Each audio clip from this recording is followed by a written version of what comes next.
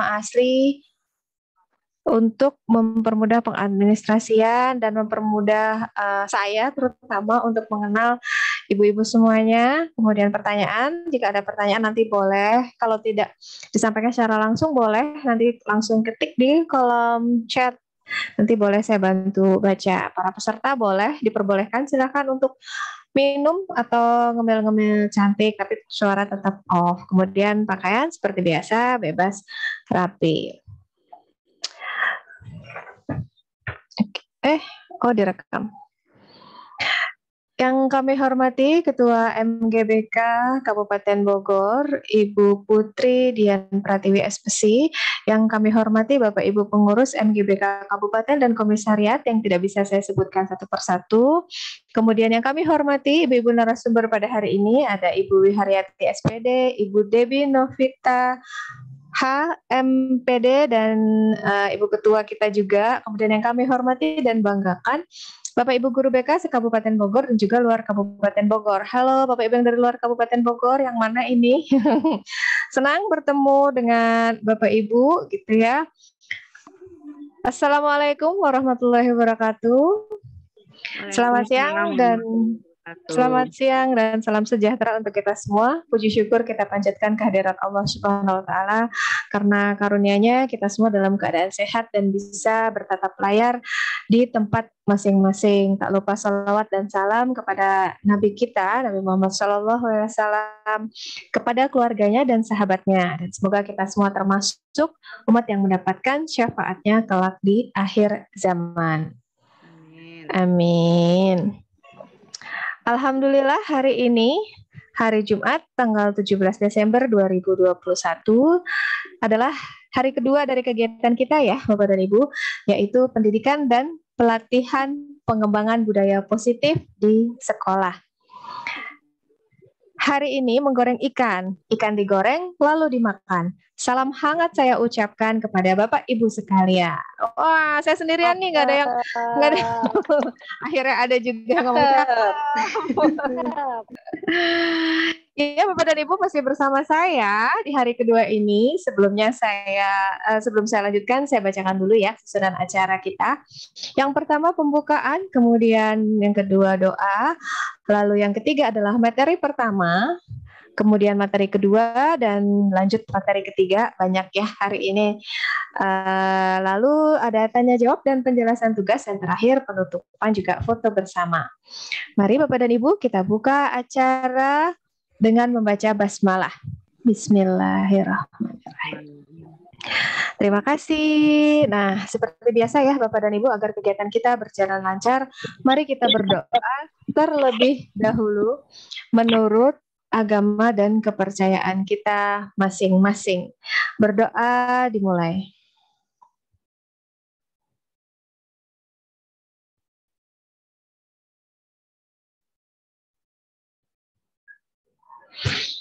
Amin ya Rabbal Alamin. Ya Allah, semoga cara kita berjalan lancar, jaringannya juga lancar, listriknya juga oke, gitu ya Bapak dan Ibu. Baik, apakah Ibu Ati sudah bergabung?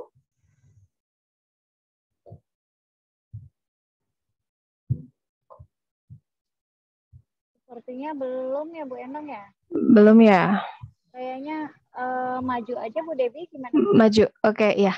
Bu Debbie? Bu Debbie gimana? Iya, siap Ibu. Oke, baik. Baik. Baik Bapak dan Ibu, langsung saja ya. Kita di acara kedua ini,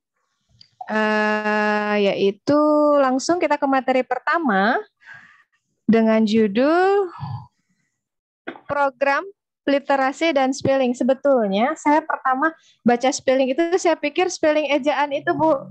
Ternyata spelling itu artinya adalah siswa peduli lingkungan. Makanya saya semakin kurius nih, apa sih? Saya makin penasaran nih. Jadi mari Bapak dan Ibu kita sambut materi kita yang pertama pada hari ini, judulnya program literasi dan spelling. Kepada yang terhormat Ibu Devi Novita HMPD, disilakan. Beliau adalah guru SMP Al-Azhar Sifa Budi ya Bu ya, guru penggerak Kabupaten Bogor. Silakan Bapak Ibu disimak selama 30 menit. Maaf, 30 menit ke depan. Silakan Ibu Debbie.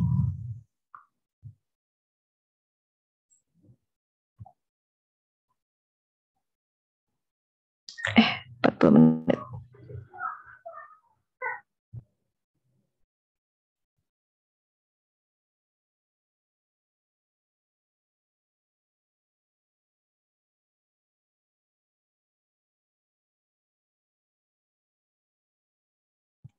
Ibu Debbie, kok sepertinya freeze ya? Ibu Debbie-nya freeze ya? Iya, Bu. Freeze soalnya itu. Freeze ya? Oke, kita lihat. Bu Ati masih di jalan katanya Bu. Masih jalan, iya. Maksudnya tadi kendala jaringan kali ya, karena di sini Iya. bentar. Ibu Debbie. Kalau Bu Debbie ini saya buka kontak saya itu. Iya, ya Bapak dan Ibu biasa ya kalau daring beginilah nggak apa-apa. Kendala jaringan biasalah, bukan hal yang udah biasa ya. Saya yakin Bapak Ibu juga udah biasa sering Zoom, sering Meet ya. Jadi nggak yang ini harus gimana. Oke lah, kita jalan aja gitu ya. Karena memang situasinya, karena untuk tatap muka juga biasa ada kelebihan dan kekurangan, daring juga ada kelebihan dan kekurangan. It's simple gitu. Tinggal gimana kita mengantisipasi. Bu Gitu Debbie ya. masih ada posisinya tapi nggak mau. Nggak mau, maksudnya nggak bisa ini ya. Bu Ati juga lagi susah masuk kayaknya. Susah masuk. Saya dulu aja. Ya boleh, kalau gitu Bu Putri aja dulu ya, Bapak dan Ibu. Kebetulan kan hari ini memang Bu Debbie, Bu Ati, dan Bu Putri. Nah, jadi ini boleh, silahkan Bu Putri dulu ya. Bapak dan Ibu, ada bapaknya nggak sih? Ada ya kayaknya. Oke, baik. Bapak dan Ibu, ini kita maju ya kita harus efisien dong ya. Terima kasih loh sudah hadir di sini Bapak Ibu tepat waktu. Jadi baik, kita lanjut yang harusnya materi ketiga pada hari ini, tapi it's okay, nggak apa-apa. Ini jadi yang pertama. Silakan Bu Putri dengan judulnya dua peer counselor ya. Doa peer counselor. Wah, apa nih, menarik banget nih, berbau-bau konselor ini. Kepada Ibu Putri Dian Pratiwi SPC disilakan. Beliau juga seorang guru penggerak dari Kabupaten Bogor dan sekaligus ketua MGBK Kabupaten, dan sudah beberapa kali juga beliau mereview modul yang diterbitkan oleh P4TK atau Kementerian. Duh, malu amat saya pentar.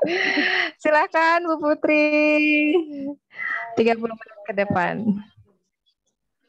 Silakan disimak ya Bapak dan Ibu. Oke, sambil saya cek.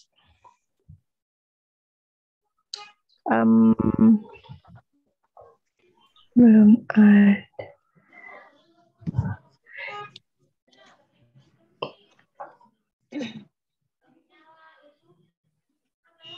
Baik, Bapak Ibu, apakah sudah bisa dilihat tampilannya ya? Belum. Lagi loading. Oh, udah. Sekarang udah.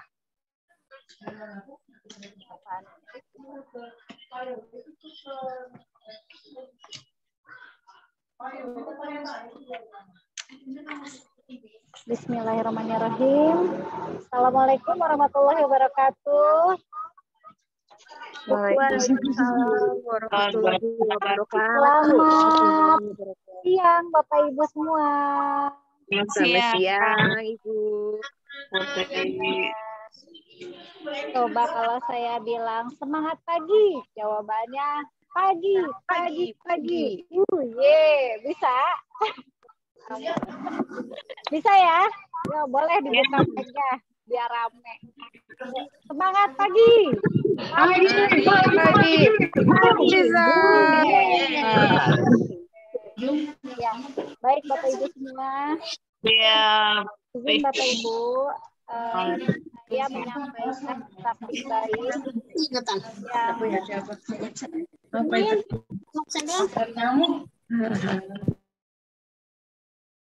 Izin Bapak Ibu, saya menyampaikan praktik baik yang sudah dilaksanakan di sekolah saya di SMP Negeri 2 Cibinong. Ini adalah program Doya Peer Counselor. Doya Peer Counselor itu bahasa Inggris ya?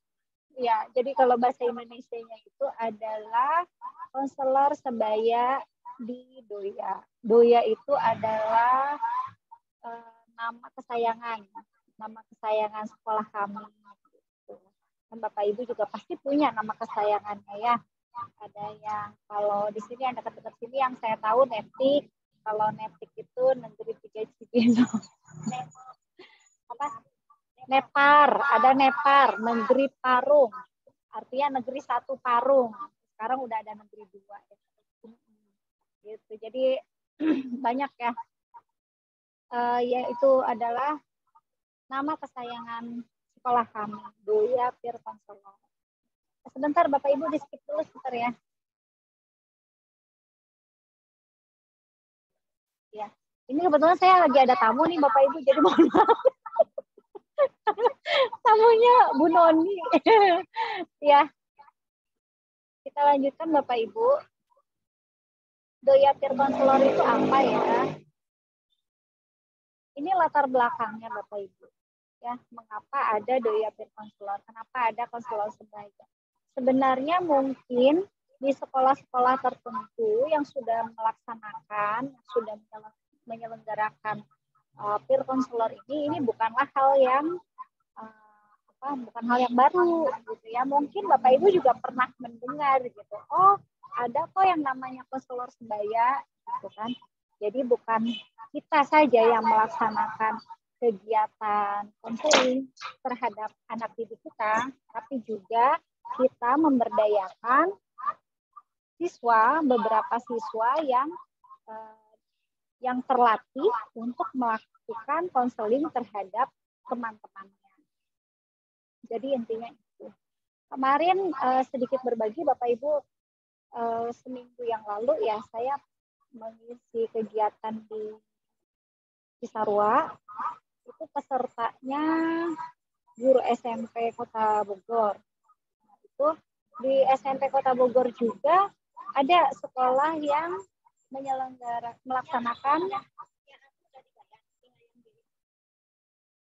melaksanakan konselor sebaya di sekolahnya. Ya, gitu. Jadi alhamdulillah bisa sharing juga gitu ya. Dan mudah-mudahan ini bisa menular gitu di sekolah Bapak Ibu sekalian karena ini program yang luar biasa.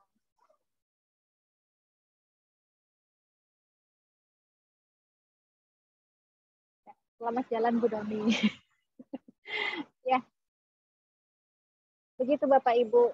Dan sedikit tadi saya malu juga disebutin nama Bu Endang, sudah beberapa kali mereview ya kebetulan ya Bapak Ibu ya kebetulan saya dipanggil mungkin ya karena Pempat TK itu dekat dengan Kabupaten Bogor, berada di wilayah Kabupaten Bogor, jadi yang dipanggil kita lagi gitu ya. Kalau nggak dari SDBK, saya atau Bu Noni dari Parung gitu, atau yang dekat-dekat gitu. Ya alhamdulillah itu namanya rezeki. Ya alhamdulillah juga, jadi kita lebih cepat update gitu. Kemarin ngobrol juga sama teman-teman di kota itu, ternyata wah luar biasa. Tepuk tangan dong buat Kabupaten Bogor itu lebih update daripada yang di kota gitu ya. Bahkan untuk guru-guru yang di DKI Jakarta pun kita lebih update gitu informasinya. Alhamdulillah itu sesuatu yang patut kita syukuri. Kembali lagi kepada konselor sebaya di Doya. Jadi latar belakang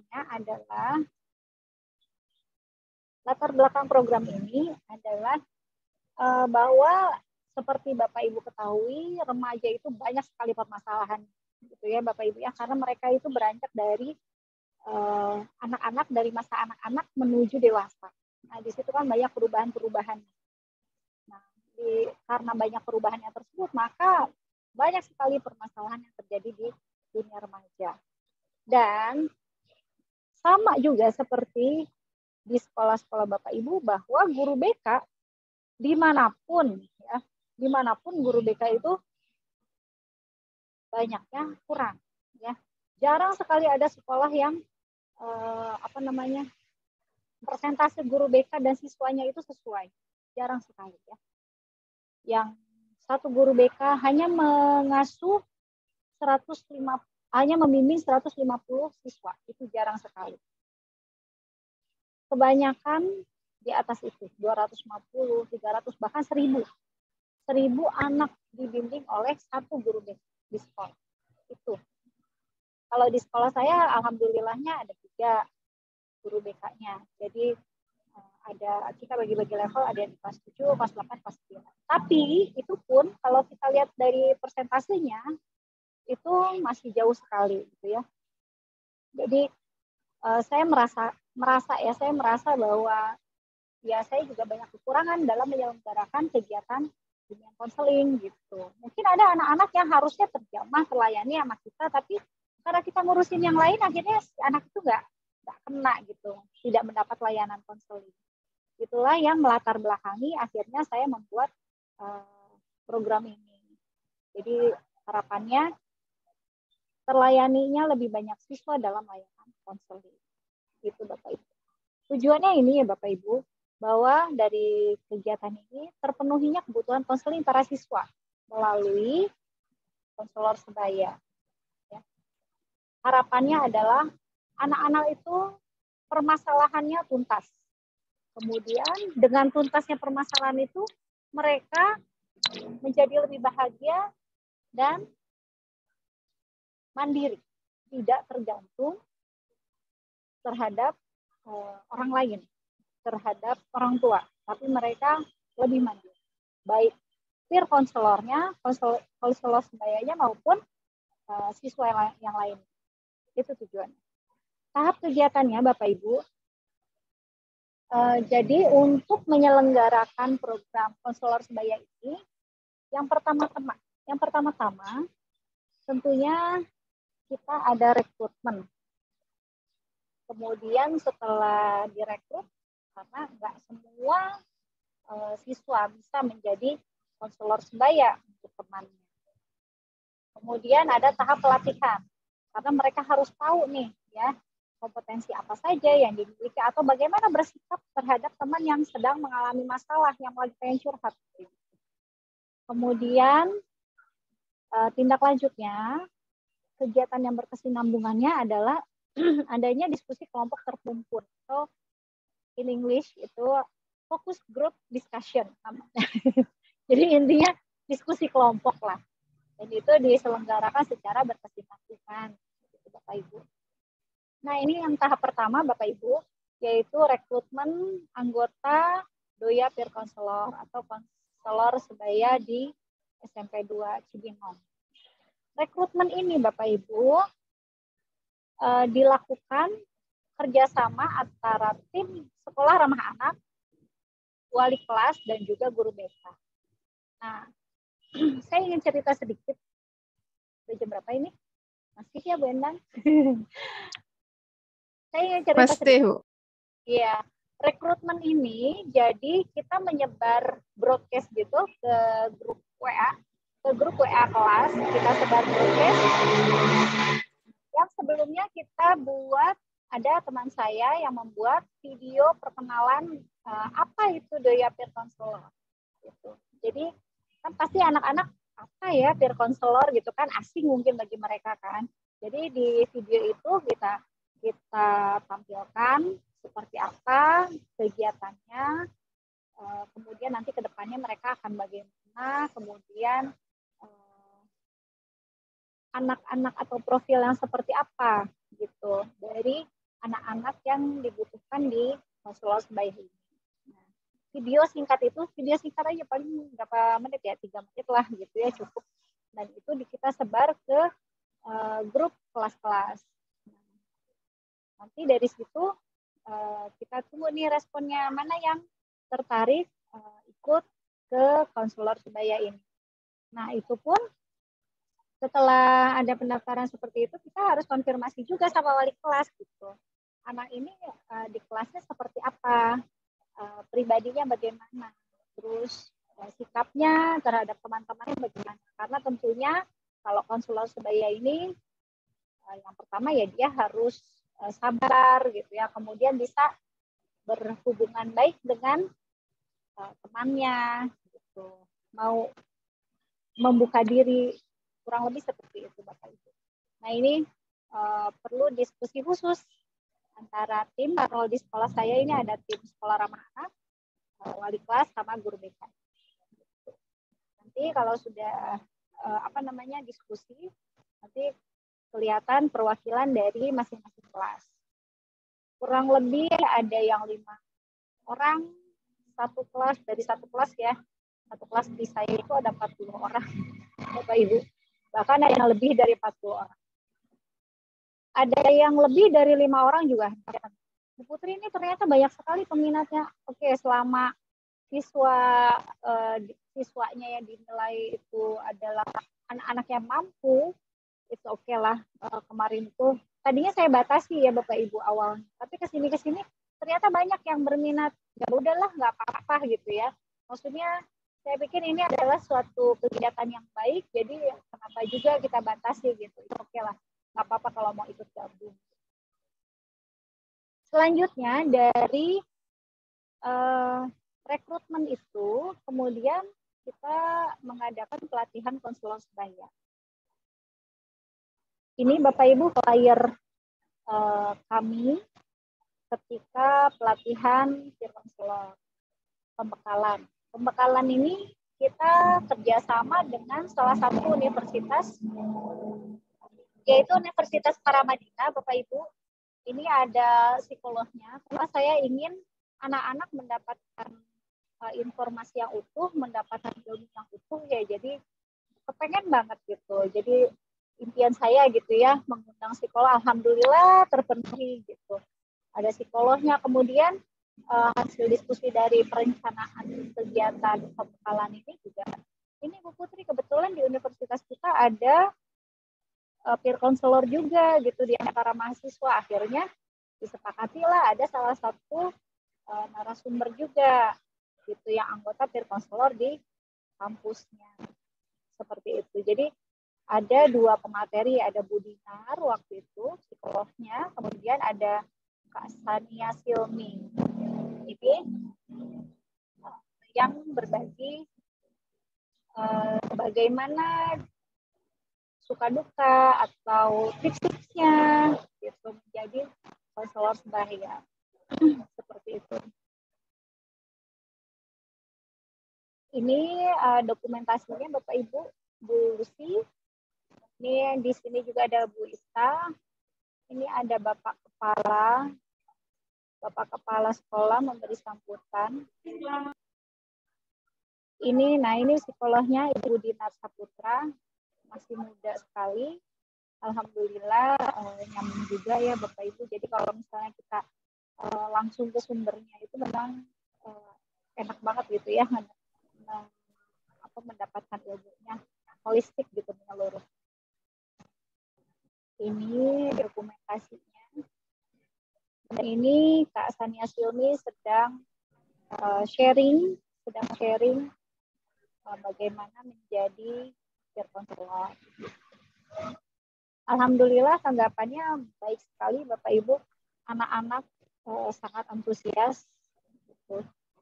Ya seperti yang saya share tadi, bahwa awalnya itu yang tergabung di peer counselor itu sekitar 60 anak, sekarang sudah nambah lagi jadi 80 anak kurang lebih. Seperti itu. Kemudian setelah pelatihan Bapak Ibu, ini kita menyelenggarakan kegiatan diskusi kelompok terkumpul atau fokus group discussion yang diselenggarakan 2 minggu sekali.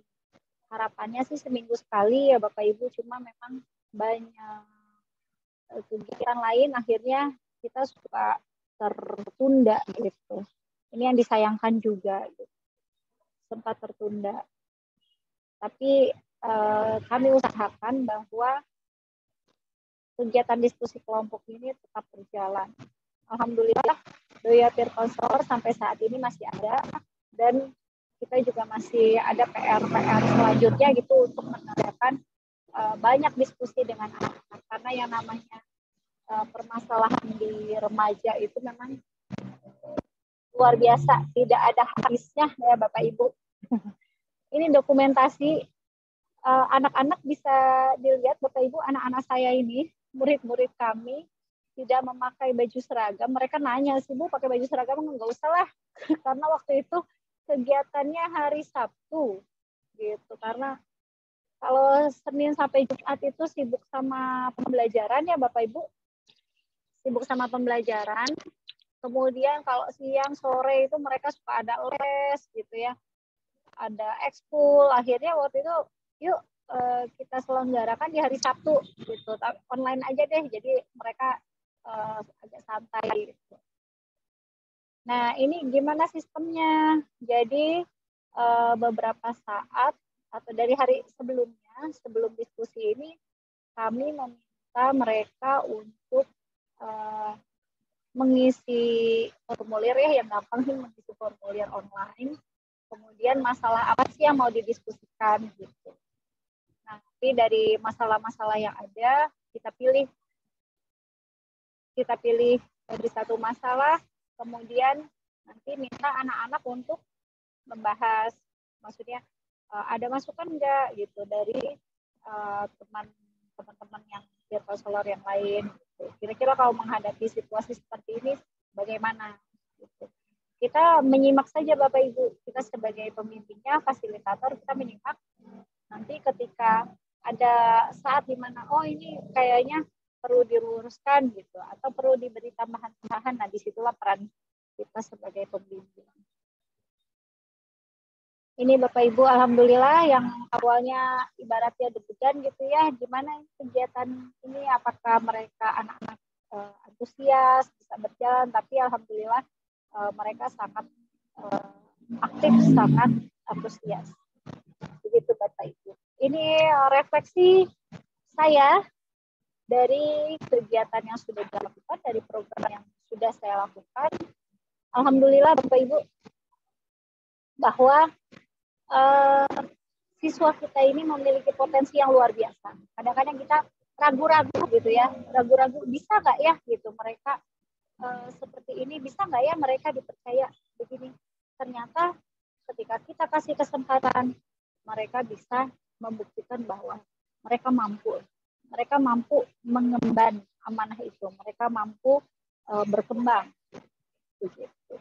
Kemudian bahwa jika Bapak Ibu melihat lebih jeli lagi bahwa di sekolah kita, di sekitar kita, banyak sekali potensi sumber daya yang ada di sekolah, baik itu sumber daya manusia, sumber daya alam, fasilitas-fasilitas, atau modal budaya, dan sebagainya ya. Nanti saya pengen besok saya memberi sedikit materi mengenai ingin Bapak Ibu menganalisis potensi yang ada di sekolah Bapak Ibu sekalian. Nah seperti itu. Ternyata kalau kita lihat lebih jeli lagi, oh iya luar biasa ternyata gitu kan potensi yang ada di sekolah. Gitu. Kemudian ini pembelajaran juga yang saya dapat bahwa banyak sekali cara untuk membuat lingkungan belajar menjadi lebih nyaman. Banyak sekali Bapak Ibu. Begitu. Sepertinya itu saja Bu Endang dari saya, sudah selesai materinya.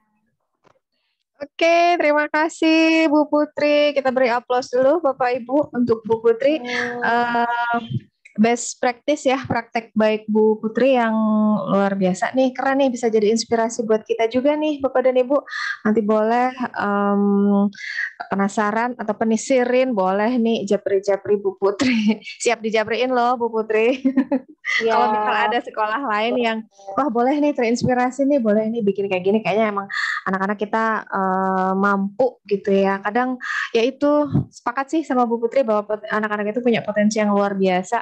Kadang-kadang belum ketahuan gitu ya. Sedikit saya cerita, pernah juga kejadian gitu. terlambat mengetahui potensi seorang anak. Tiba-tiba loh ternyata kamu bisa nulis cerpen dan ternyata hasil cerpennya tuh nggak kayak orang biasa gitu kemampuannya, dan itu sayang gitu telat, apalagi sampai berada di misal menulis di platform yang kurang kurang apa ya, kurang ini untuk anak SMP itu kan bisa gitulah Bapak dan Ibu ya. Jadi intinya gimana caranya kita kalau wah nih anak ada potensi, itu juga salah satu tugas guru BK ya, kita bisa memetakan atau mengetahui hal-hal yang mungkin tidak terlihat oleh guru lain gitu. Biasanya kan yang lebih mudah terlihat memang si Anu ini gitu ya, lebih kepada perilakunya, tapi buat guru-guru BK pasti lebih jeli bisa untuk melihat itu. Baik, terima kasih sekali lagi Bu Putri, keren berbaginya. Lalu Bu Endang boleh saya nambah sedikit. boleh silakan. Ya, jadi saya mau sharing sedikit. Ini sebenarnya pengalaman pribadi ya. Jadi beberapa waktu lalu anak saya kan ada yang remaja ya Bapak Ibu, kelas 9. Anak saya itu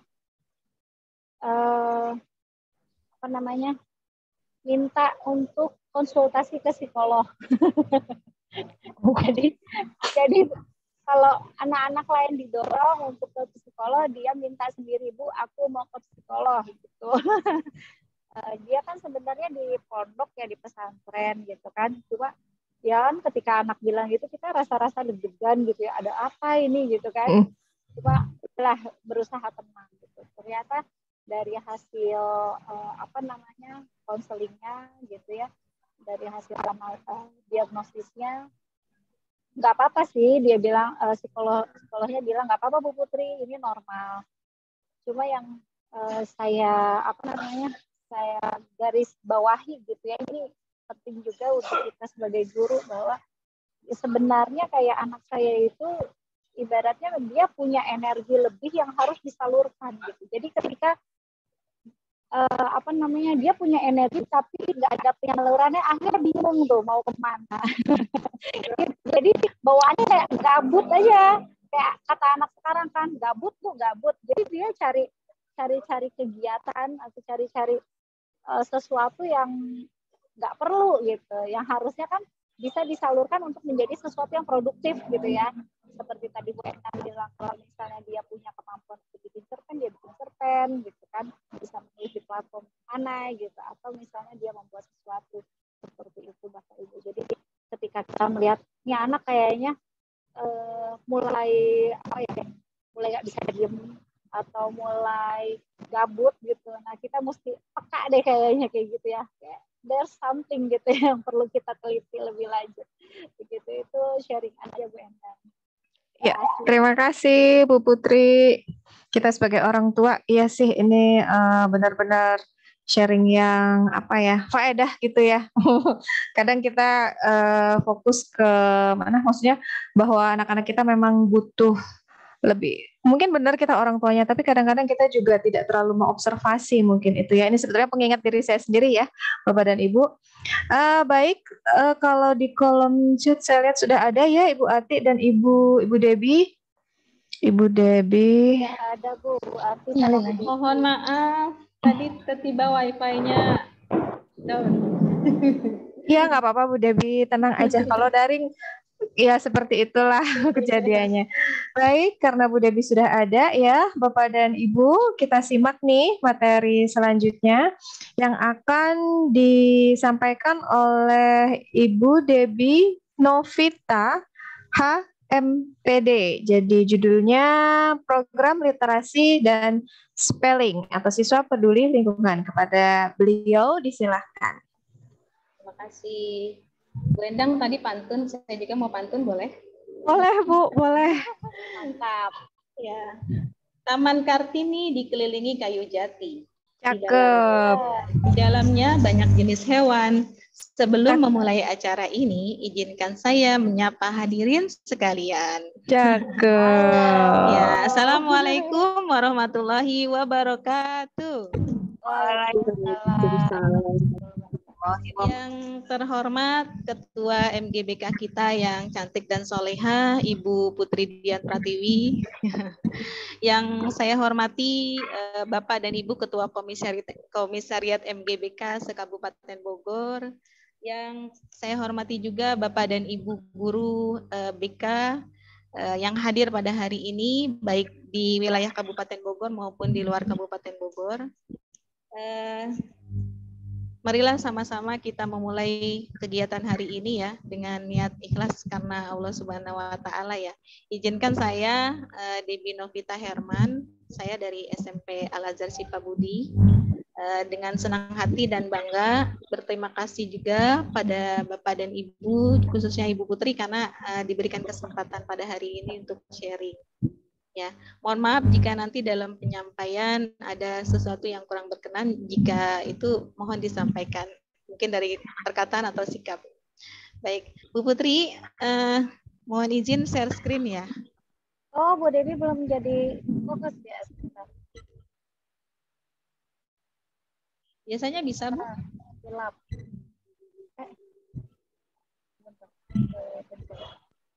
Bapak dan Ibu, sambil menunggu Ibu Debbie share screen, boleh menikmati cemilan yang ada di sekitar Bapak dan Ibu. Boleh, silakan. Snacknya dinikmati ya, Bapak dan Ibu. Ya.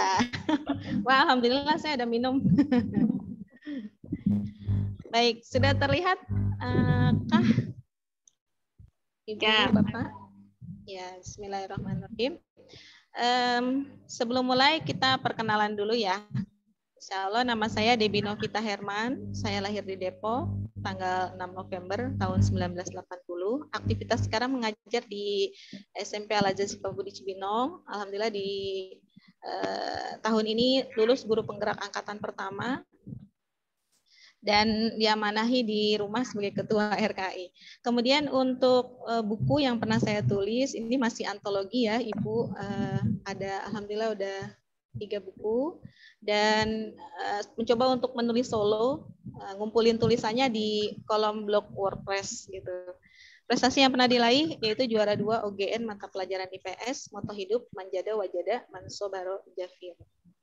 Baik, Bapak Ibu mohon izin sekilas menyampaikan tentang peran sekolah sebagai institusi pembentukan karakter ya. Mungkin ini Bapak Ibu di sini sudah paham ya, maksudnya sudah menerapkan ya bahwa sekolah kita sekolah itu tujuannya apa? Nah ini Bapak Didikan Indonesia ya, Bapak Ki Hajar Dewantara, beliau menyatakan bahwa adapun maksud pendidikan yaitu menuntun segala kekuatan kodrat yang ada pada anak-anak agar mereka sebagai manusia dan sebagai anggota masyarakat dalam mencapai keselamatan, dapat mencapai keselamatan dan kebahagiaan setinggi-tingginya. Menurut beliau, ini adalah tujuan pendidikan. Bagaimana kita bisa mengantarkan anak-anak kita menjadi orang yang selamat dan bahagia, gitu ya. Nah, pertanyaannya sekarang adalah karakter seperti apa sih yang bisa menyiapkan murid kita atau anak didik kita menjadi manusia dan anggota masyarakat yang bisa mencapai keselamatan dan kebahagiaan itu. Saya merasa sangat luar biasa ya guru BK ini yang apa namanya ya berperan, mungkin daripada guru-guru yang lain tuh guru BK lebih berperan sepertinya di sini. Begitu ya, seperti tadi yang disampaikan Bu Putri dan pembicara yang hari sebelumnya itu ya, Masya Allah gitu. Nah, baik. Nah, mungkin Ibu Bapak juga pernah mendengar ya istilah profil pelajar Pancasila. Ya, ya program apa namanya kurikulum baru kita di sini memang menekankan kepada bagaimana profil pelajar Pancasila ini terbentuk dalam jiwa-jiwa para pelajar anak didik kita gitu ya. Ada 6 profil ya yang bisa kita bangun atau 6 dimensi itu. Yang pertama adalah beriman dan bertakwa kepada Tuhan Yang Maha Esa dan berakhlak mulia. Yang kedua mandiri, ketiga gotong royong, keempat berkebinekaan global, kelima bernalar kritis, dan yang keenam kreatif. Nah ini adalah PR besar bagi kita ya Bapak Ibu guru untuk bisa mengantarkan anak-anak didik kita. Sesungguhnya anak-anak kita tuh sudah punya potensi itu ya. Kalau bahasanya Ki Hajar tuh anak kita tuh udah punya kodrat alam dan kodrat zaman gitu. Kita bukan membentuk kertas kosong lagi gitu. Mereka sudah punya kepribadian yang mereka bawa dari orang tuanya, dari lingkungannya. Nah, pendidikan atau sekolah tinggal mengarahkan saja seperti itu. Nah, Bapak Ibu, izinkan saya memutar video ya, mudah-mudahan lancar ini tentang apa namanya.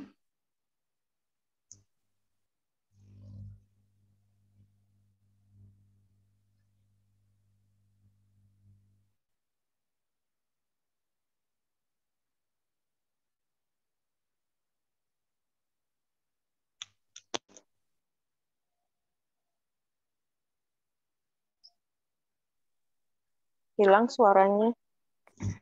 Ya, halo Ibu. Hilang suaranya.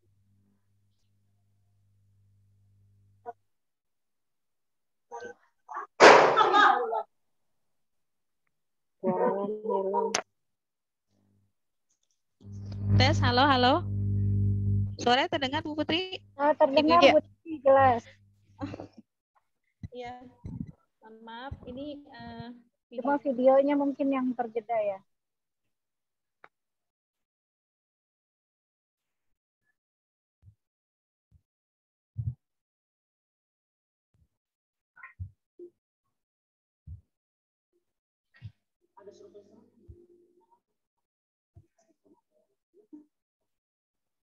Bu Debi mohon izin, ini share-nya pilih yang ini apa namanya? Pilih yang buat video.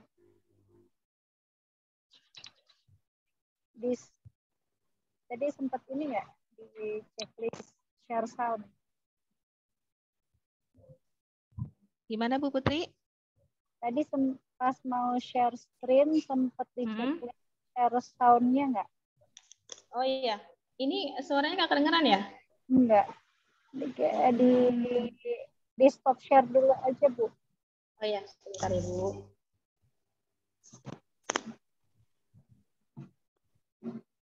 Oke.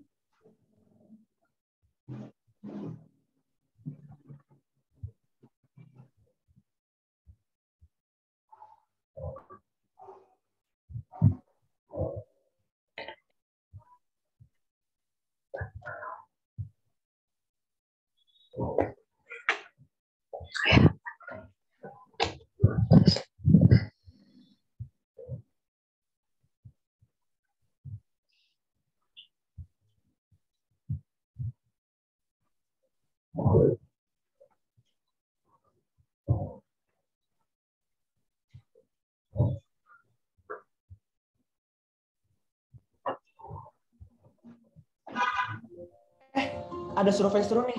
Namanya apakah Anda pelajar Pancasila? Cobain yuk. Apaan tuh?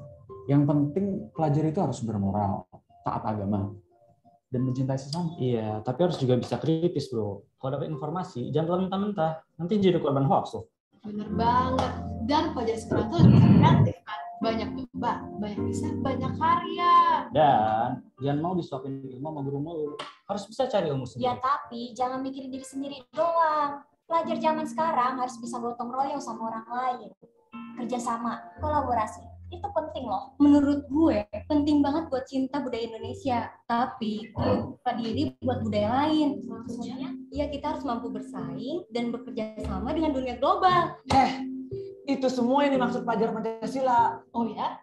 Berarti kita semua pelajar Pancasila.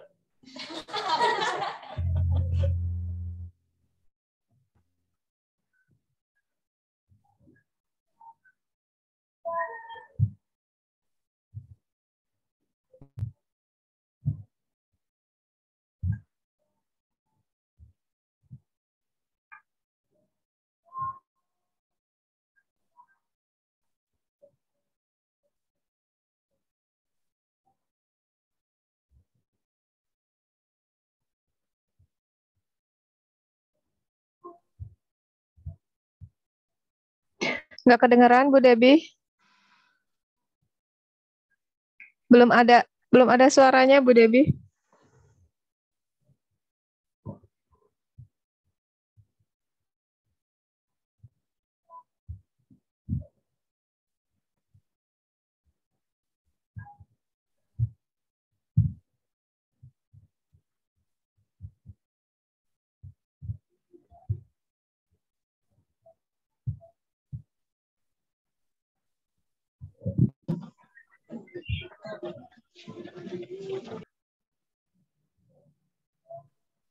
Halo, Bu Debi. Bu Debi. Kemarin saya yang Assalamualaikum. bermasalah ya. Oh ya, oh ya. Oh iya. Oke, gadget satu lagi. Mohon maaf Ibu, ini ada trouble di laptop. Jadi saya lanjutkan aja ya ke slide. Ya, ya, silahkan.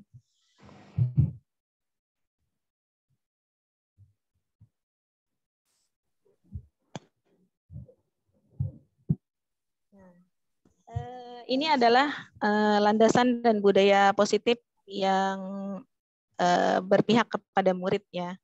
Jadi intinya bahwa budaya sekolah menurut Fulan itu adalah sebuah keyakinan dari nilai-nilai yang terlihat bagaimana sekolah menjalankan aktivitas sehari-harinya. Ya, sedangkan menurut Gilperson, budaya sekolah itu sebagai tradisi dan kebiasaan sehari-hari yang dibangun dalam jangka waktu yang lama oleh guru, murid, orang tua, staf administrasi yang bekerja sama dalam menghadapi berbagai krisis dan pencapaian. Nah, dari kedua definisi tersebut, kita bisa melihat bahwa budaya sekolah merupakan nilai-nilai dan keyakinan yang dibangun dalam jangka waktu lama dan tercermin dalam sikap keseharian. Seperti itu. Siapakah sebenarnya yang berperan sentral ya dalam mewujudkan budaya sekolah atau karakter sekolah tersebut? Ternyata kita, guru itu memegang peran sentral ya dalam mewujudkan budaya positif. Nggak hanya guru A, guru B atau guru C, berarti semua guru yang menjadi stakeholder dari sekolah tersebut menjadi posisi kontrol ya. Ini sebenarnya saya mau menampilkan video tentang posisi kontrol seorang guru ya. Bu Debi, suaranya nggak terdengar. Ya, halo. Ya, ya. Terima kasih, Bu. Ini satu video lagi mungkin izin menyampaikan Bu Putri. Karena apa namanya ini laptop saya mati, jadi saya lewat dulu nggak apa-apa ya. Ya, ya, ya. Nah, ini adalah penerapan budaya positif yang ada di sekolah kami SMP Al-Azhar Sukabumi Cibinong. Yang pertama, ini adalah kegiatan. Suaranya nggak kedengeran, Bu. Maaf. Oh iya. Kayaknya harus dideketin aja itu ya. Dideketin aja ya mic-nya. Iya. Langsung hilang Bu Debinya. Iya. Silakan Bu Debi. Iya. Untuk budaya positif yang pertama mungkin sekolah-sekolah yang lain juga sudah menerapkan ya, menyambut apa namanya siswa-siswi kita. Ini memang rasanya berbeda ketika kita mulai menyambut siswa-siswi kita di pagi hari gitu ya, dengan menyapa, Assalamualaikum, gimana kabarnya, sehat? Ya, gitu. Alhamdulillah ini udah berjalan di sekolah dari sebelum pandemi. Ini gambar yang sebelah kanan ini itu nggak pakai masker karena emang belum pandemi. Gitu. Ya, jadi yang sebelah kiri sudah mulai pandemi, diperiksa suhu, cuci tangan, lalu anak baru bisa masuk ke kelas.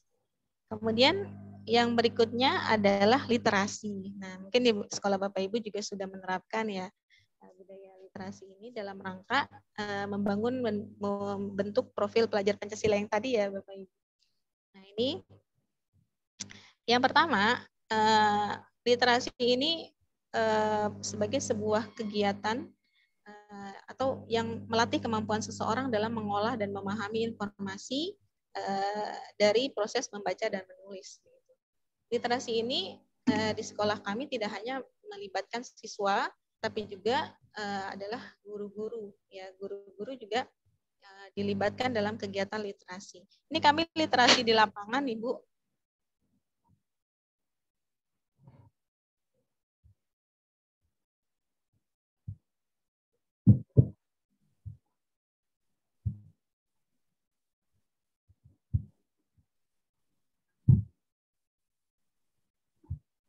Halo? Ini kayaknya di lapangan ya, Bapak dan Ibu kalau lihat fotonya, kayaknya ini anak-anak setelah sholat duha ini. Coba nanti kita konfirmasi ke Bu Debi. Bener nggak nih Bu Debi? Nggak terdengar Bu suaranya. Hilang lagi.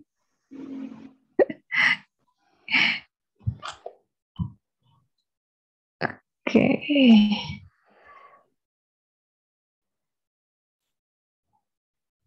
Iya, Ya Bapak. ini kayaknya habis sholat duha ya, sama kayak di Ya. sekolah saya juga. Kalau tatap muka dulu sebelum pandemi, Iya. kalau pas pandemi gimana nih?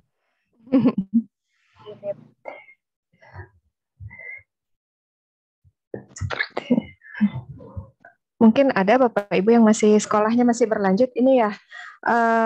Ketika daring kemarin mungkin nggak ini ya, ada nggak ya? Kayaknya menarik juga nih kalau nanti ada sesi sharing bahwa kemarin daring ada juga kok kita sekolah yang tetap gerakan membacanya, literasinya berjalan. Halo Bu Debi? Bu Debi? Freeze lagi.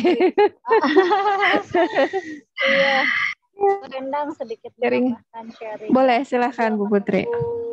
Bu Debi. Iya. Jadi ini di sini juga mendung sih, belum hujan tapi ya sinyal ya. Jadi di sekolah saya juga ada kegiatan literasi Bu Endang. Kegiatan membaca satu buku untuk siswa selama 1 bulan. Nah itu nanti di akhir bulan mereka membuat review bukunya. Itu ada yang membuat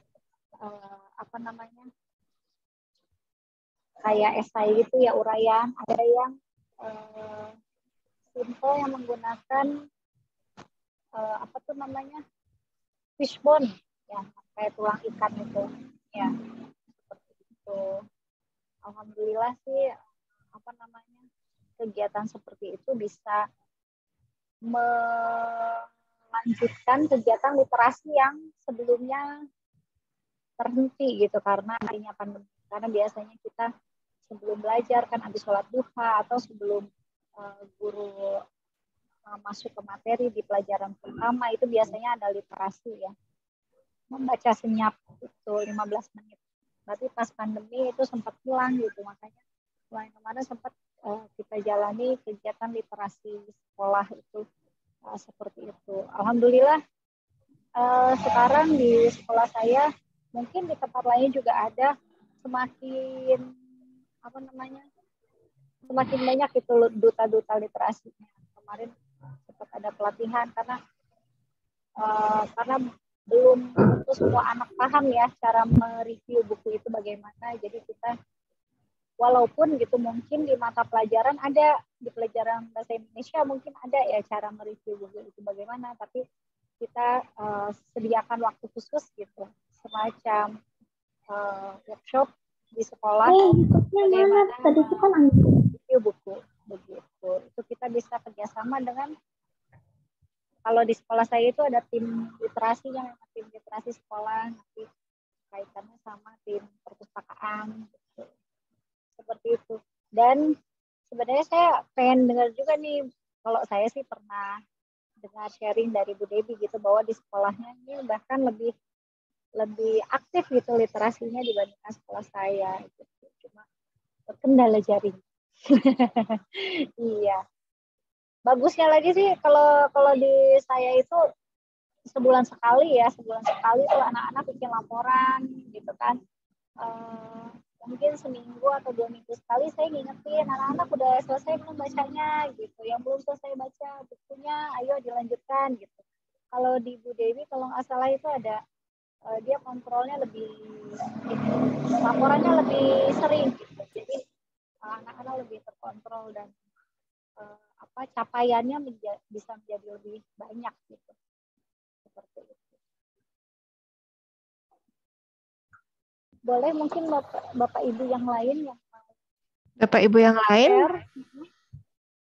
Sambil menunggu Ibu Debi, mungkin ada share singkat aja mengenai kegiatan literasi di sekolah Bapak Ibu. Mungkin ada yang berbeda atau strateginya lain, atau kalau ini kan kita lihat foto dari Bu Dewi tadi membaca bersama-sama di lapangan, atau mungkin ada yang sekolah lain mungkin di kelas atau pojok baca gitu ya. Ada nggak Bapak Ibu? Ibu Dewi Iya, belum gabung Enda. lagi ya? Iya, Bu Dewi belum gabung lagi. Kebetulan kan ini ya, saya belum bisa menayangkan sih.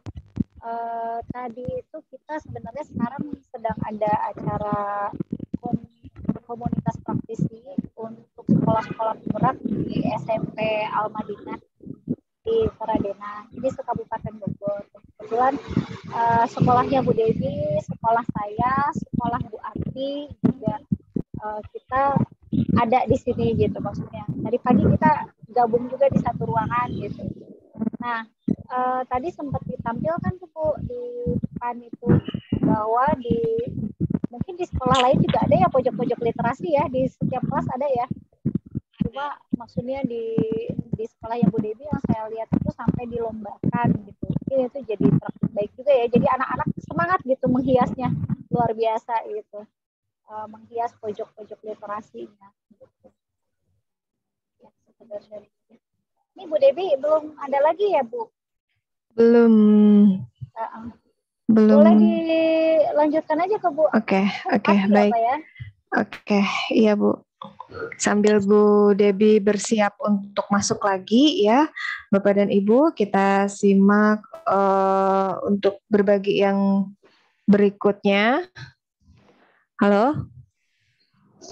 Iya Bu. Oh ya, ya. Jadi kita simak untuk yang berikutnya ya. Materi berbagi yang berikutnya dari Ibu. Oh ya. Judulnya program pelatihan agen perubahan. Waduh, ini dengar agen perubahan aja saya udah wow, apa nih? Apa nih berubah gitu, kayak apa robot transformer? bukan jadi Power Ranger ya, baja hitam Bu Endang. Satria baja hitam, ketahuan banget nih angkatannya ya. Satria baja hitam, angkatan berapa ini? Baik, program pelatihan agen perubahan anti perundungan. Wah, ini nih keren. Baik, ini materi yang sangat menarik. Kepada yang terhormat Ibu Wiharyati, disilakan. Beliau adalah guru dari SMP Global Insani School. Sekolah penggerak ya, Bu ya? Iya, betul. Sekolahnya sekolah penggerak. Silakan Ibu. Terima kasih Bu Endang untuk waktunya. Suara saya terdengar ya Bu ya? Terdengar. Iya, soalnya kebetulan di luar dan lagi hujan, Ibu. Mohon maaf kalau seandainya ada backsoundnya ya Bu di sini. Bismillahirrahmanirrahim. Assalamualaikum warahmatullahi wabarakatuh. Waalaikumsalam warahmatullahi wabarakatuh. Selamat siang yang terhormat kepada Ibu Putri Dian Pratiwi selaku Ketua MGBK Kabupaten Bogor, yang terhormat kepada ibu-ibu komisariat dari seluruh Kabupaten Bogor, kemudian yang terhormat kepada rekan-rekan guru hebat, guru bimbingan konseling se-Kabupaten Bogor. Sebelumnya saya izin share dulu ya Bu ya. Hilang.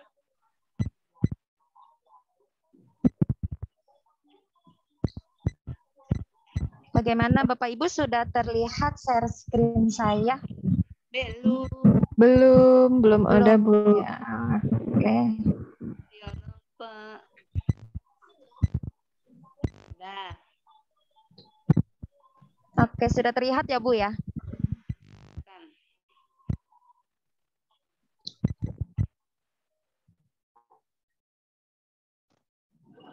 Oke, baik. Di sini saya ingin sharing tentang perundungan. Sebelumnya perkenalkan terlebih dahulu. Nama saya Wiharyati. Cuman kalau orang-orang manggil saya agak sedikit susah, makanya saya biasanya dipanggil dengan Ati. Saya di sini sebagai guru bimbingan konseling di SMP Global Insani School. Sebagai informasi saja, ini sekolah pertama tempat saya mengajar. Jadi sebelum saya mengajar, saya 12 tahun melenceng dulu kemana-mana gitu.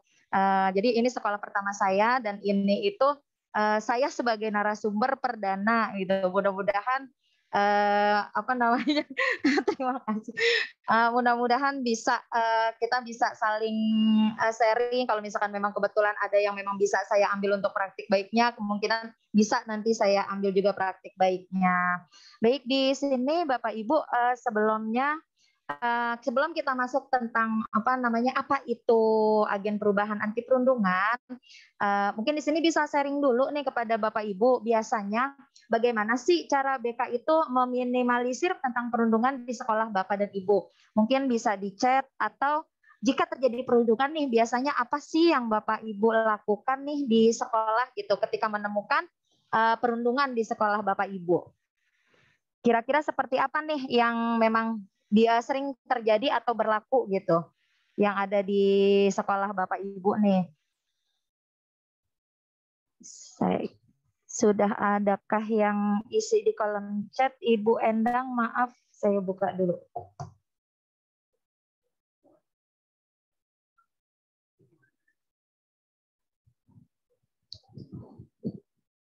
Gimana Bapak Ibu, kira-kira nih bagaimana nih cara bimbingan konseling dalam menangani perundungan yang ada di sekolah, yang biasanya terjadi di sekolah kita?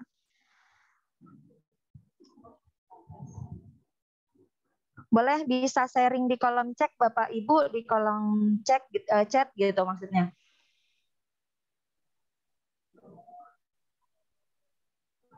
Oke, mungkin saya lanjut aja ya. Boleh saya sharing Bu Ati? Boleh Ibu, silakan. Mungkin yang lain masih malu-malu ya. Pakai malu-malu. Ini ada nih Bu Suci tuh komentar. Iya, ini ada. Di sini Bu Suci mengatakan kerjasama dengan siswa ya. Kerjasamanya dalam bentuk apa nih Bu Suci? Biasanya yang dilakukan. Atau mungkin Bu Putri mau coba sharing dulu, Bu Putri di sekolah Bu Putri seperti sharing apa? Sedikit ya. Kalau yang umumnya ya, kita di masing-masing level itu suka memberikan materi perundungan gitu. Jadi perundungan itu apa, bullying itu apa gitu kan. Ada anak-anaknya minimal mereka tahu dulu gitu bahwa seperti ini loh bullying gitu. Jangan sampai mereka atau temannya dibully tapi mereka nggak paham gitu. Minimal itu dulu. Kemudian untuk mencegah ya, kita tanamkan kepada anak-anak bahwa kamu boleh loh lapor sama ibu, aman loh kamu lapor sama ibu gitu ya. Jadi anak-anak takut gitu. Kemudian harus melapor kepada siapa gitu. Kemudian yang mesti dibangun juga mungkin mekanisme pengaduannya ya Bu ya, mekanisme pengaduannya harus jelas gitu. Kalau di sekolah itu kalau misalnya ada perundungan itu kita harus bagaimana, kemana gitu, itu yang harus jelas gitu dibangun di sekolah gitu mungkin.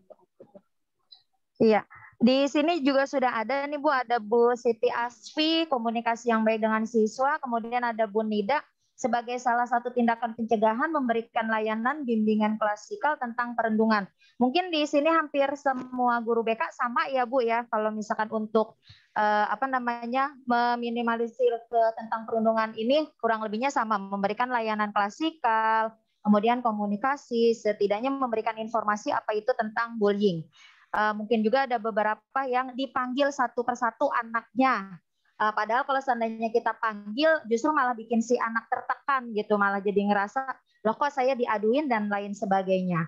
Jadi di sini kebetulan kami Sekolah Penggerak ini dapat program pelatihan agen perubahan anti perundungan yang ketika saya rasakan sendiri itu justru banyak pengaruhnya besar terhadap anak-anak. Kita lihat dulu sebenarnya apa sih program ini. Oke, baik. Di sini yang pertama sebelum kita masuk ke programnya, kita lihat dulu nih urgensi dari kasus perundungan itu sendiri. Di sini ada 40% bahkan pelajar berusia 15 tahun di Indonesia pernah mengalami perundungan. Setidaknya beberapa kali dalam 1 bulan. Itu kita nggak bisa pungkirin ya Bapak Ibu, bahkan mungkin di sekolahan kita mengalami hal tersebut. Apalagi sekarang sudah mulai banyak yang namanya cyberbullying. Ya, jadi di sini nggak cuma secara fisik, nggak cuma secara verbal, tapi justru malah lebih dominan kepada cyberbullying itu sendiri. Kemudian 2 dari 3 anak perempuan dan laki-laki yang usianya rata-rata di 13 sampai dengan 17 tahun itu di Indonesia bahkan pernah mengalami paling tidak 1 jenis kekerasan dalam hidup mereka. Yang sekarang itu biasanya sering kejadian kalau kata mereka itu main panggilan orang tua itu adalah hal biasa.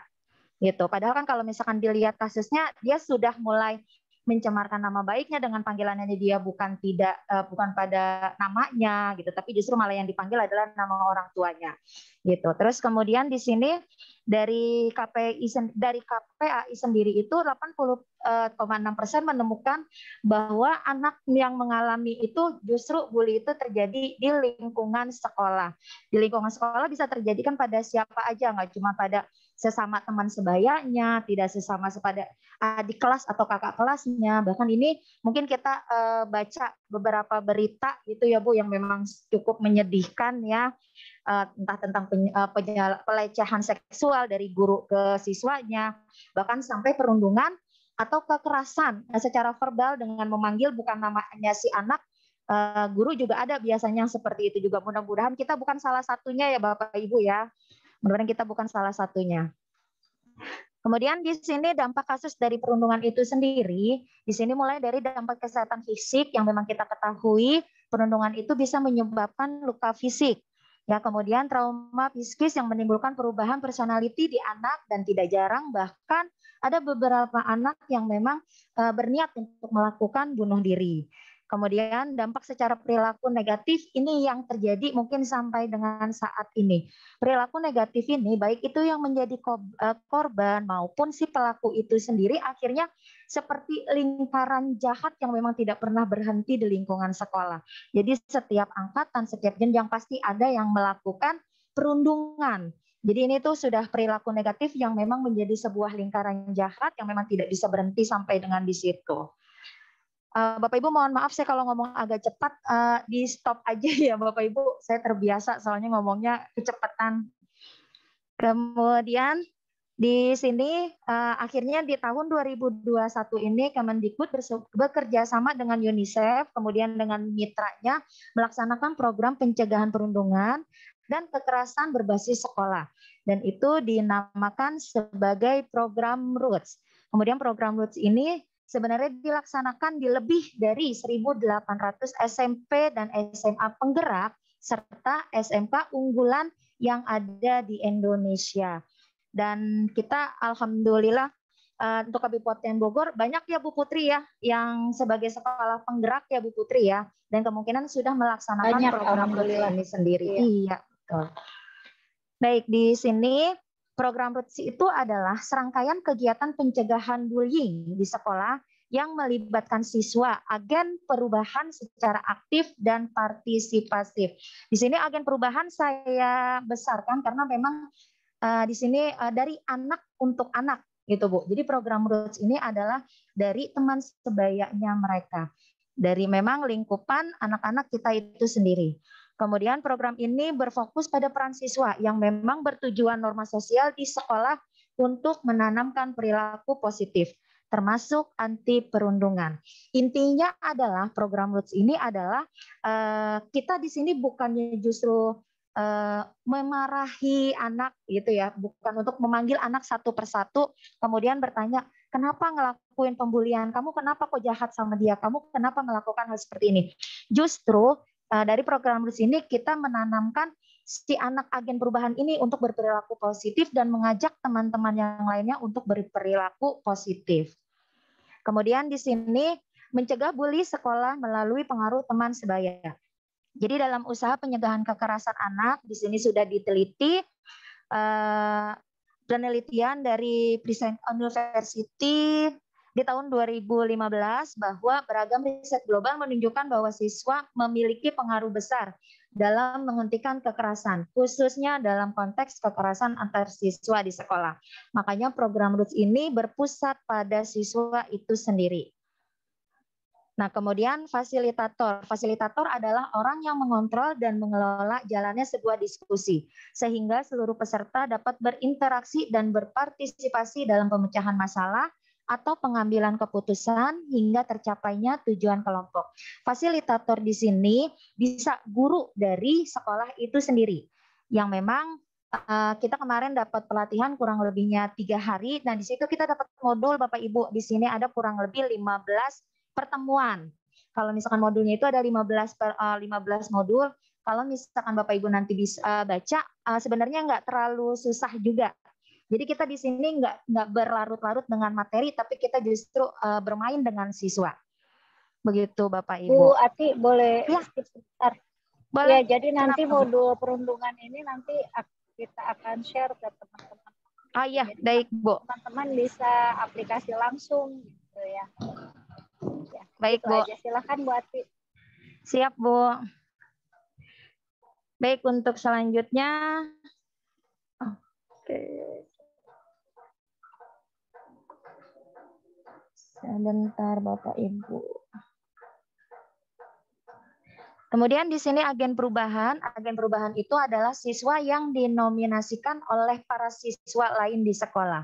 Jadi agen perubahan ini adalah siswa yang memiliki pengaruh besar pada apa yang dipikirkan dan dilakukan siswa lain. Kemudian nanti agen perubahan ini akan bersama-sama membuat aksi untuk menyebarkan perilaku pencegahan bullying. Kemudian di sini ada beberapa prinsip dan panduan program Roots. Yang pertama di sini pemilihan agen perubahan. Siswa memilih siswa yang tepat untuk mempengaruhi siswa lain melalui jejaring sosial mereka secara online dan di sekolah akan memberikan dampak yang besar hingga pengurangan 30% terhadap bullying. Roots ini ada karena ada beberapa sekolah yang memang sudah menjalankannya dan itu memang benar-benar mengurangi tindak perundungan di sekolah Bapak Ibu. Makanya akhirnya disebarluaskan dan diharapkan di sekolah kita memang tidak ada lagi pembulian. Jadi di sini agen perubahan itu bukan gurunya sendiri yang memilih, tapi justru dari siswa itu sendiri. Seberapa penting, seberapa besar pengaruh dia terhadap teman-teman di sekitarnya dia. Jadi dialah yang akan terpilih sebagai agen perubahan, dialah yang akan dilatih oleh fasilitator nanti untuk bagaimana berperilaku positif untuk mengajak teman-temannya mencegah perundungan. Kemudian di sini ada konten program Roots. Yang pertama di sini diharapkan dengan program Roots, siswa dapat mengidentifikasi permasalahan yang ada. Di sini menariknya ya Bapak Ibu ya, apa yang memang tadinya kita tidak ketahui dengan program ini, dengan siswa mengidentifikasi permasalahan itu sendiri, kita jadi tahu nih ternyata ada di beberapa pojok, ada di beberapa tempat yang tadinya kita anggap aman, ternyata itu adalah bukan zona aman bagi anak-anak. Tapi justru bagi mereka, enggak loh Bu, ternyata di sini itu sering terjadi pembulian. Enggak loh Bu, ternyata di sini itu sering terjadi pemalakan. Nah inilah makanya biar mereka yang mengidentifikasi terlebih dahulu permasalahan yang ada. Kemudian di sini siswa dapat mengembangkan kemungkinan-kemungkinan solusi yang ada. Jadi tadi dari identifikasi permasalahan yang ada, dia mampu untuk mengembangkan kemungkinan solusinya. Di sini biasanya kita akan bermain dengan yang namanya kotak perubahan, terus kemudian mengembangkan skenario dari kita mulai bermain peran seperti itu. Jadi di sini dari situ siswa akan tahu nih, oh kita seharusnya seperti ini Bu, ini yang tidak boleh dan ini yang boleh.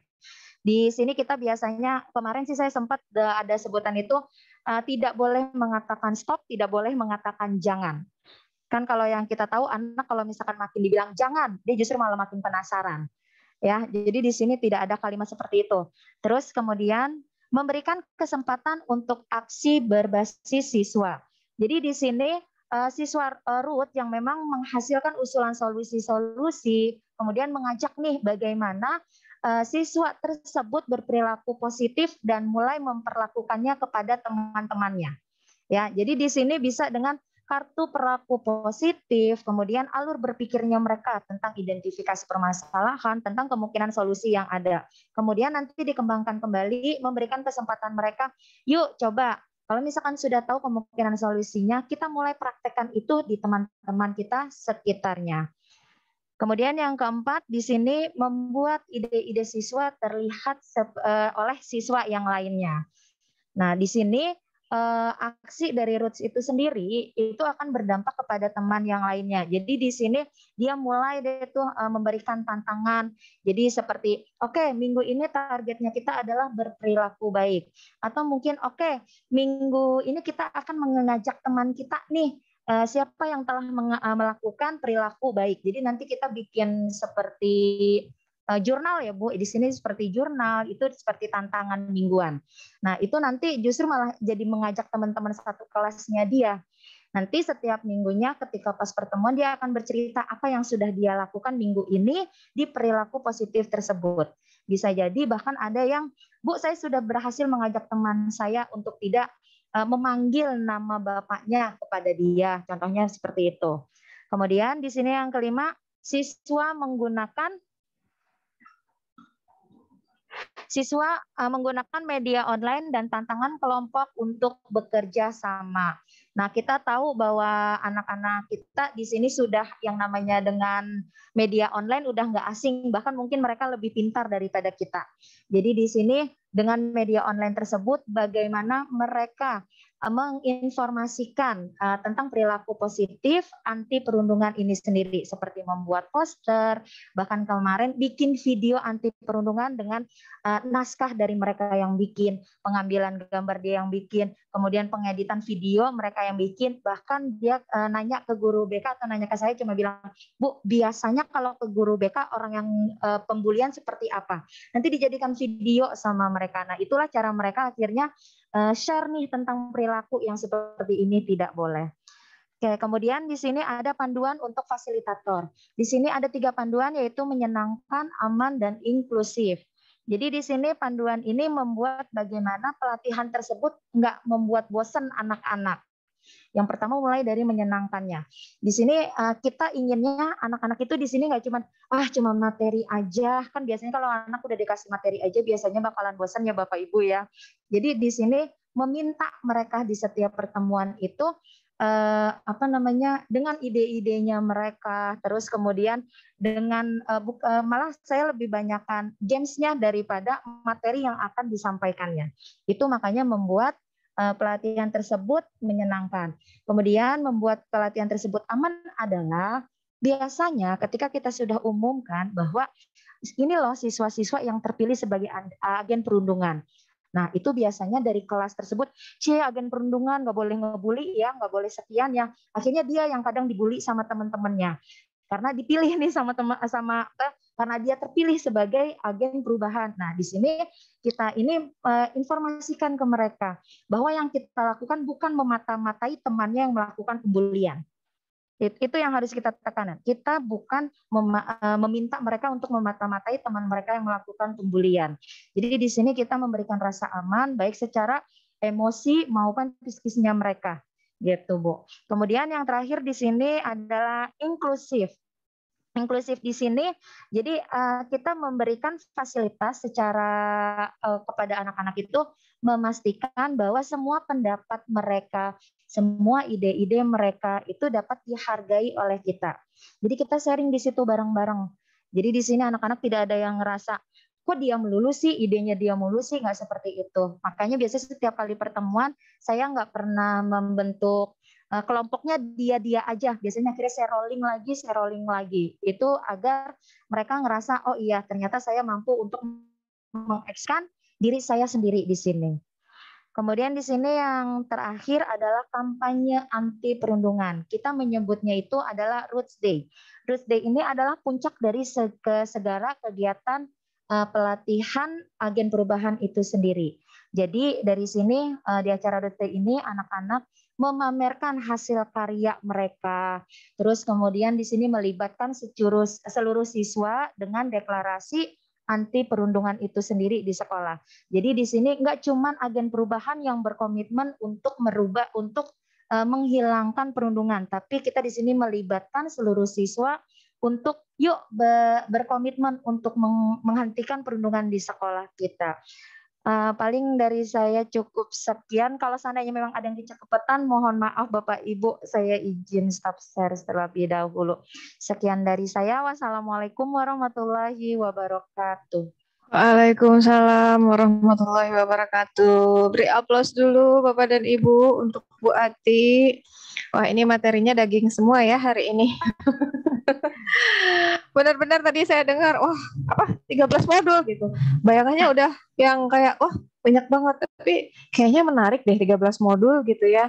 Kalau kita lihat 15 Ibu, maaf. 15 ya. Kalau kita lihat jumlahnya kayaknya 15 di kepala saya, wah banyak banget, setebal apa. Tapi setelah tadi Bu Ati cerita bahwa nanti akan ada kegiatan dengan anak seperti kayak kegiatan bermain gitu. Wah, ini menarik. Anak-anak, namanya anak-anak SMP itu kan masih suka, nggak usah anak-anak lah Bapak Ibu ya, kita sendiri juga kalau iya kita aja kalau materi terus apa sih ngantuk bosen, tapi kalau materi kan anak-anak nggak sadar sih sebetulnya mereka bahwa sebetulnya mereka sedang belajar, asumsinya main senang-senang teriak-teriak rame sama temennya gitu kan, tapi sebetulnya mereka mendapatkan sesuatu. Oke, terima kasih banyak Bu Ati berbaginya, sharingnya. Terima kasih juga kesempatan. Thank you. Betul yang baik Bapak dan Ibu, kita lanjut, bukan lanjut ya, kita kembali ke Ibu Debbie. Ibu Debbie, sebentar. Ibu Debbie, halo. Assalamualaikum. Oh ya, wah kayaknya pindah tempat ini ya Bu Debbie ya. Pindah tempat, mohon maaf. Bu Debbie, it's okay. Silakan kita lanjutkan aja ya, Bu. Bu. Lanjut Bu Debbie, mungkin langsung ke sharingnya saja ya Bu Debbie ya, langsung ke sharingnya saja. Ya, berbaginya saja. Silahkan Bu Debbie. Bikin share screen. Ya, tadi sudah sampai di literasi ya Bu? Ya, ini Google. Google. Video anak-anak sholat. Iya. Ya. Ini memang adalah kegiatan budaya kita sholat duhanya tapi di lapangan. Bukan sombong sih, tapi ini mudah-mudahan menjadi syiar juga gitu ya.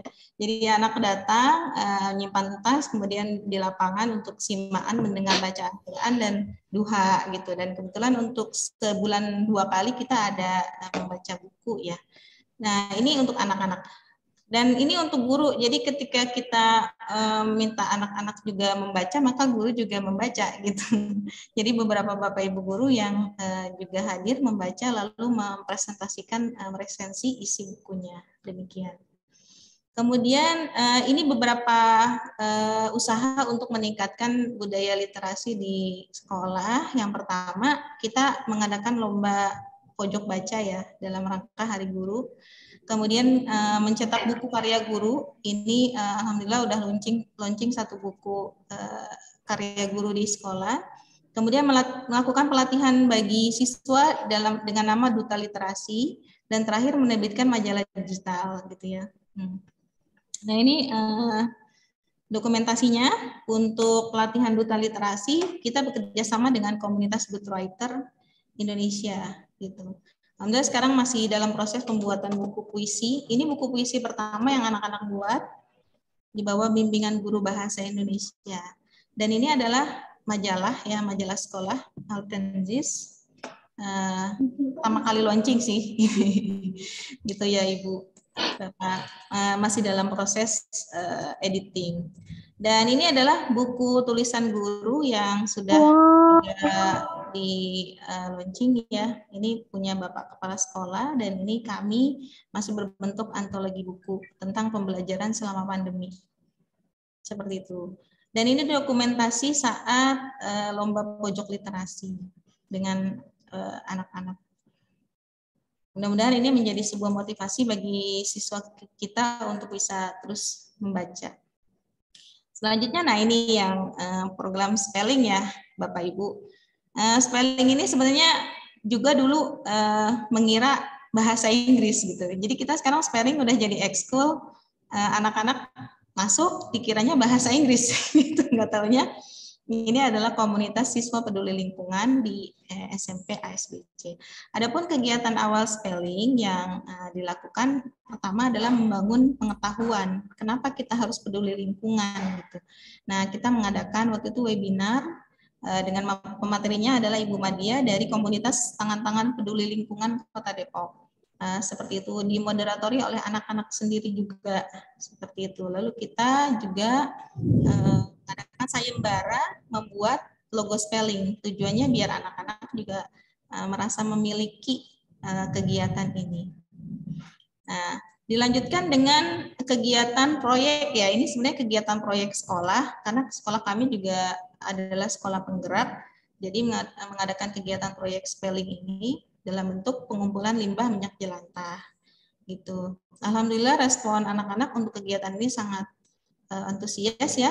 Bahkan mereka sampai meminta kepada saudaranya gitu untuk mengumpulkan minyak jelantah ini dan seterusnya. Dan kegiatan spelling berikutnya adalah mengumpulkan botol plastik bekas. Botol plastik bekas ini dibawa oleh anak-anak dari motornya adalah kelas 7 sebagai sebuah proyek pelajar Pancasila di sekolah. Dan yang memberikan sumbangan ini bentuknya kita ngomongnya sedekah sampah ya. Jadi bentuknya sedekah adalah kakak-kakak kelas 8 dan kelas 9. Jadi semua siswa dilibatkan dalam kegiatan ini gitu. Nah, ini adalah dokumentasi kami. Ternyata ada orang tua murid kami yang memiliki pabrik gitu ya, pabrik pengolahan plastik ini sehingga menjadi biji plastik. Alhamdulillahnya ternyata program kita di sekolah ini ada jalan.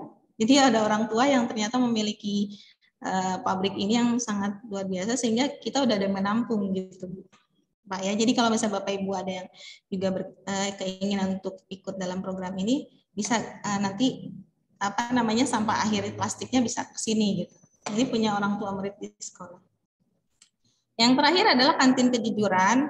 Ini muncul karena adanya aktivitas anak yang keluar kelas gitu ya, keluar sekolah bahkan ke Indomart karena kantin kita tutup gitu. Jadi atas inisiatif anak OSIS dan masuk ke dalam program juga proyek sekolah penggerak kewirausahaan, makanya di sini dibuat kantin kejujuran. Awal pertama rugi ya, ruginya tuh sampai puluhan ribu ya, 80.000, 100.000 gitu ya. Akhirnya kita belajar bagaimana caranya ya biar nggak rugi gitu. Nah ya udah akhirnya guru nongkrong di situ. Ya, artinya memang kejujuran tuh butuh proses ya, nggak bisa langsung plak gitu anak-anak jujur. Alasannya sih ibu saya lupa uang saya 20.000, kirain itu 2.000, nggak tahu yang diambil 20.000 ya.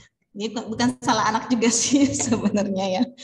Ya, mungkin itu aja yang bisa saya sampaikan. Terima kasih atas perhatiannya Ibu-ibu, atas atensinya. Mohon maaf sekali lagi dalam prosesnya tadi saya tidak lancar ya, karena ada sesuatu hal. Mungkin itu aja Bu Endang. Terima kasih Ibu Debbie, Bapak dan Ibu, kita apresiasi dulu untuk semua narasumber hari ini. Berbaginya juga luar biasa ya, menginspirasi nih, sangat menginspirasi untuk kita semua, untuk saya dan saya yakin untuk kita semua. Dan saya juga meyakini sekali bahwa mungkin Bapak Ibu nih pasti juga udah kepikiran nih, oh iya ya itu mungkin di sekolah sana seperti itu, di sekolah sana seperti itu. Kalau di sekolah saya apa nih kira-kira nih yang bisa kita garap nih, yang bisa kita jadikan proyek-proyek dalam tanda kutip gitu ya, untuk kegiatan-kegiatan seperti ini. Karena yakin deh tiap sekolah pasti kondisi situasi budayanya juga berbeda gitu. Boleh kita adaptasi, kita ATM, amati, tiru, modifikasi, boleh, karena ini keren gitu ya. Ujung-ujungnya adalah ke siswa. Baik, mungkin Bapak Ibu ada yang masih cukup untuk tanya jawab.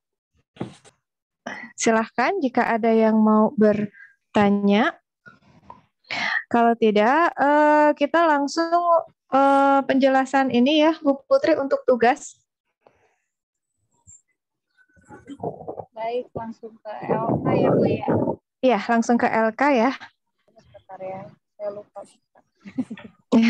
Ya nggak apa-apa. Bapak Ibu, kita sebentar lagi kan coffee break nih. Sabar dulu ya. Nanti setelah saya tutup baru kita coffee break. Baru kita coffee break. Kita tunggu Bu Putri dulu. Tapi yang jelas ini benar-benar daging semua hari ini. Faedah banget pokoknya. Alhamdulillah ikut kegiatan ini gitu ya. Jadi tercerahkan, inspirasi gitu. Oh iya ya gitu. Benar nggak Bapak Ibu, setuju ya Bapak dan Ibu? Dan nanti Bapak ya Bu Putri. Daftar hadirnya pakai link yang kemarin aja ya, saya lupa nge-share. Nanti nanti saya apa namanya, nanti pas udah jadi filenya nanti akan saya pisahkan. Begitu. Kemarin aja. Boleh, mungkin nanti di grup ya, Bu Putri ya. Untuk ini ada LK juga ya? Ada. Karena mengingatkan kembali ya Bapak Ibu, ini bukan webinar ataupun seminar biasa. Jadi karena ini sifatnya adalah pelatihan, jadi tetap untuk LK nanti seperti yang sudah disampaikan kemarin, kita akan melalui Google Form.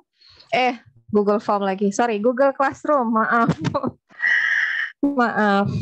Coba, oke. Saya cek dulu di kolom chat. Apakah ada yang raise hand? Oke. Tidak ada, baik. Mungkin saya rasa cukup ya Bu Putri. Kayaknya Bapak Ibu peserta sedang ini nih mencari ide nih gitu. Jadi oh ya, ini dia. Silakan Bu Putri.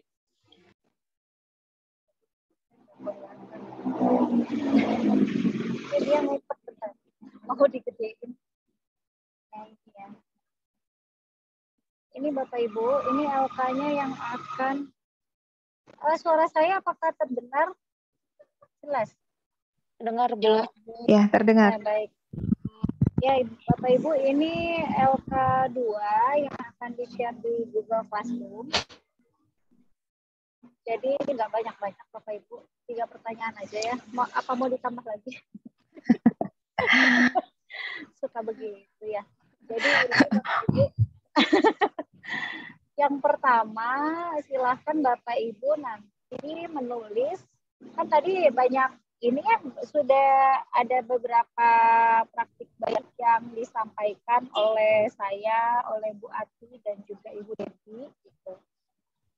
Nah, hal menarik apa nih dari pemaparan 3 narasumber ini yang Ibu Bapak dapatkan? Apa kira-kira yang menarik? Boleh ditulis. Kemudian yang kedua, pembelajaran apa yang Bapak Ibu dapatkan dari sesi berbagi ini yang hari kedua ini ya. Kemudian yang ketiga, tentunya budaya positif itu ataupun program-program yang positif yang berdampak kepada murid sudah dilakukan di sekolah Bapak Ibu. Ya, saya yakin di sekolah Bapak Ibu sudah ada gitu budaya-budaya positif yang seperti tadi kan contohnya Ibu Dewi ada menyambut siswa di pagi hari gitu, terus ada sholat duha bersama misalnya, ada kegiatan literasi mungkin dan lain sebagainya. Itu pasti di sekolah-sekolah punya budayanya masing-masing Bapak Ibu. Boleh Bapak Ibu disebutkan, dieksplorasi gitu ya Bapak Ibu di jawaban yang nomor 3 ini. Begitu aja Bapak Ibu. Insya Allah nanti besok kita lanjut kepada tindak lanjutnya bagaimana nih Bapak Ibu kira-kira mau mengembangkan budaya positif seperti apa atau program yang seperti apa yang berdampak kepada murid gitu. Itu aja mungkin Bu Endang. Oke, terima kasih Bu Putri. Jelas Jadi ini ada pertanyaan jelas. Jadi cuma 3 ya Bapak dan Ibu, dan Bu Putri yakin ini gampang-gampang banget ini. Iya, gampang banget 15 menit harus sudah selesai ya. Langsung kumpulkan. Gampang banget. Baik, terima kasih Bu Putri. Demikian Bapak Ibu ya untuk tugas kita semua. Kemudian baiklah, saya rasa cukup ya. Sekali lagi hari ini luar biasa untuk kita semua. Terima kasih banyak Bapak Ibu yang sudah menyempatkan waktu untuk hadir mengikuti kegiatan kita hari ini di tengah-tengah kesibukan, bahkan dengan gangguan cuaca dan segala macamnya, listrik juga ada yang terlempar masuk lagi, tapi tetap bertahan dan tetap dengan niat dengan niat yang tulus, dengan niat yang karena Allah gitu untuk mengikuti kegiatan ini, mengikuti kegiatan pengembangan diri yang ujung-ujungnya adalah kita menjadi termasuk guru-guru yang upgrade dan update gitu ya Bapak dan Ibu. Mungkin kita foto bersama dulu Bu Putri. Bapak Ibu silahkan on cam sebelum saya tutup. Sebelum saya tutup Bu Putri ya yang ini. Ayo teman-teman on cam. Kita sesi foto. Kita gimana nih hari kedua? Boleh? Boleh. Asik nih ada bintang tamu nih Bu Devi. Yuk foto dulu. Tampilan. Oke, slide pertama. Ulangi. Belum kelihatan nih. Sebelum senyum. Bu Femi, ya senyum. Ya, manis-manis semua. Kita Ayo, slide berikutnya. Ya. berikutnya. Masih gaya yang sama? Oke. Ya, gaya yang sama. Ayo yang lagi di jalan, senyum dulu. Oke. Pak Gatot. Serius banget nih Pak Gatot. Soalnya materinya bagus Bu, jadi Pak Gatot serius. Keren. Ayo, terakhir. Iya nih, nanti next time sharing dari teman-teman yang lain. Ayo. Bu Catur, Bu Aspi, Bu Novi nggak kelihatan. Makanya Alhamdulillah hari ketiga lebih banyak yang on cam.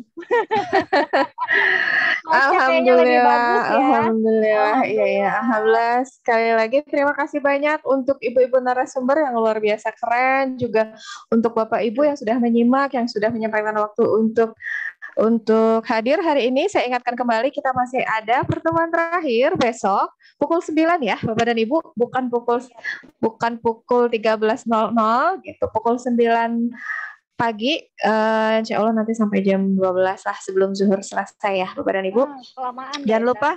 Oh kelamaan ya, oke. Boleh. Jadwalnya sampai jam 12, tapi kita percepat aja. Boleh, karena hari Sabtu ya mungkin